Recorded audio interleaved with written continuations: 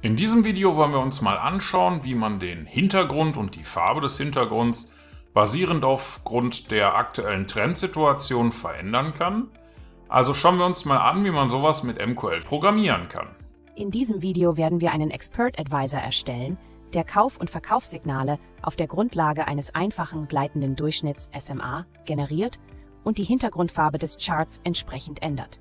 Sehen wir uns an, wie wir das machen können.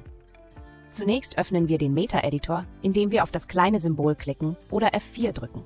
Die Funktion OnTick wird jedes Mal ausgeführt, wenn ein neuer Tick für das Symbol empfangen wird. Zunächst ermitteln wir den aktuellen Ask-Preis und normalisieren ihn auf die Anzahl der Ziffern des Symbols.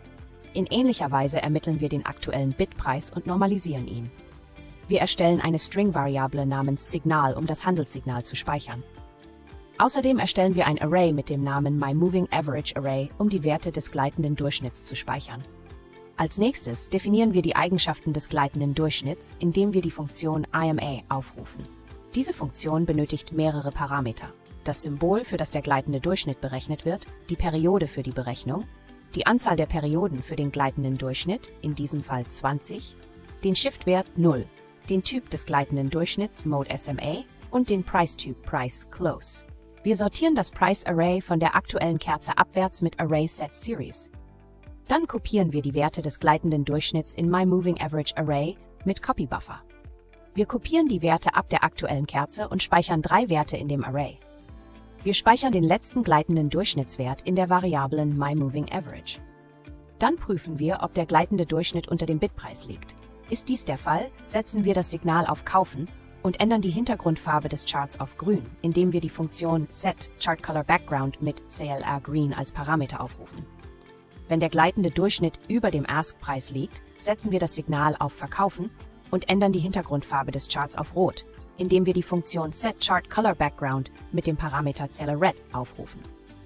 Liegt der gleitende Durchschnitt zwischen dem Ask- und Bitpreis, setzen wir das Signal auf None und ändern die Hintergrundfarbe des Charts auf Schwarz, indem wir die Funktion setChartColorBackground mit dem Parameter CLRBlack aufrufen.